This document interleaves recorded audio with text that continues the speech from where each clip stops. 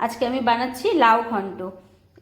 লাউটাকে কিভাবে কাটবো বা কাটছি সেটা আমি কেটে দেখাচ্ছি। লাউ কিভাবে কাটতে হয় দেখুন। লাউয়ের খোসাটা আজকে আমি একটু মোটা করে কাটছি ভেতর থেকে, কারণ কি আজকে আমি লাউয়ের খোসা ভাজা করব পোস্ত দিয়ে। লাউয়ের খোসা ভাজা খেতে ভীষণ ভালো লাগে, সেই জন্য আমি যখনই লাউ করি আমি লাউয়ের খোসাটাকে একটু মোটা করে কাটি, কেটে তারপর ওটাকে আমি ভাজি। এভাবে খুব কুচি করে কেটে নিতে হবে। চাকু দিয়ে লাউ কাটতে একটু আমার অসুবিধে হয়, সেই জন্য আমি বটি দিয়ে কাটি। আপনারা চাইলে চাকু দিয়েও কাটতে পারেন, আমি সেই জন্য বটি দিয়ে কেটে আমি দেখালাম। এবং লাউটা কাটা হয়ে গেছে, খুব নরম খুব সুন্দর লাউ। একটু আজকে বড়ি দিয়ে বানাবো, সর্ষের তেলে রান্নাটা করছি। বড়িটা প্রথমে ভেজে নিচ্ছি, একটু লাল করে বড়িটাকে ভেজে নিচ্ছি। ভেজে নিয়ে বড়িটা তুলে রাখবো। লাউ বড়ি দিয়ে খেতে একদম সম্পূর্ণ নিরামিষ, ভীষণ ভালো লাগে।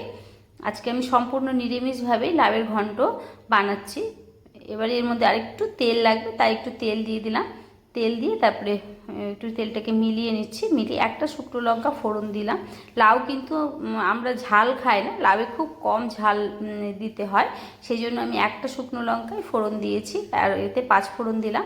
শুকনো লঙ্কা আর 5 ফোড়নটাকে খুব ভালো করে ভেজে নিচ্ছি। ভেজে নিয়ে তারপরে এটাতে আমি লাউটা দেবো। পুরো লাউটা একসঙ্গে, এটা কিন্তু একটু ঢাকা দিয়ে দিয়ে লাউ হতে কিন্তু অনেক সময় লাগে। লাউ বানাতে ধৈর্য লাগে। লাউয়ের জলেই লাউ কিন্তু সেদ্ধ হয়, এতে কিন্তু এক্সট্রা কোনো জল দিতে হয় না। ঢাকা দিয়ে একটু সিম আঁচ করে করেই লাউটা বানাতে হয়। নেড়ে দিলাম, নেড়ে দেখুন ঢাকা দিয়ে দিচ্ছি। আঁচটা কিন্তু আমার একদম সিমেই আছে, দেখুন একদম পুরো গলে গেছে। অনেক প্রায় 10 মিনিট পর আমি ঢাকনাটা খুলে নাড়ছি।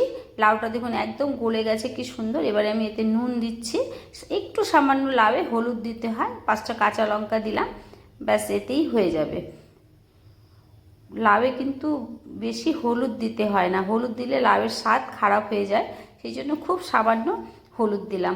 আবারও ঢেকে দিচ্ছি, সিম আঁচ করেই কিন্তু হচ্ছে। একদম লাউ সেদ্ধ হয়ে গেছে। এবারে বড়িটা দিয়ে দিলাম, বড়িটা দিয়ে নেড়ে দিচ্ছি ভালো করে। একটু খুন্তি দিয়ে দিয়ে লাউটাকে একটু ম্যাশ করে দিতে হবে। এবারে চিনি দিলাম, চিনি দিয়ে আবার ওই নেড়ে দিচ্ছি। নিরামিষ রান্না যেহেতু একটু লাউতে চিনি দিতেই লাগে, চিনি না দিলে কিন্তু লাউ খেতে ভালো লাগে না, সেই জন্য লাউয়ে চিনি দিলাম। চিনি দিয়ে খুব ভালো করে লাউটাকে আবারও নেড়ে দিচ্ছি। এভাবে জলটা কিন্তু এবার আঁচটা কিন্তু বাড়িয়ে দিয়েছি, বাড়িয়ে দিয়ে জলটাকে আমি পুরো শুকিয়ে দিচ্ছি। আমার ভিডিওটি যদি আপনাদের ভালো লাগে তাহলে আমার চ্যানেলটিকে অবশ্যই সাবস্ক্রাইব করুন, বেল আইকনটি প্রেস করার অনুরোধ রইল। ভিডিওটি পুরো দেখবেন, লাইক কমেন্ট করবেন, শেয়ার করবেন বন্ধুদের কাছে। আর যদি আমার ভিডিওটি ফেসবুক পেজ থেকে দেখেন তাহলে ফেসবুক পেজটি অবশ্যই ফলো করে নেবেন। আপনাদের রেসিপিটি কেমন লাগলো? খুব সাধারণ অথচ খেতে অসাধারণ হয় এভাবে লাউ ঘন্ট। পুরোটাই জল একদম পুরো শুকিয়ে নিলাম ভেজে, ব্যাস।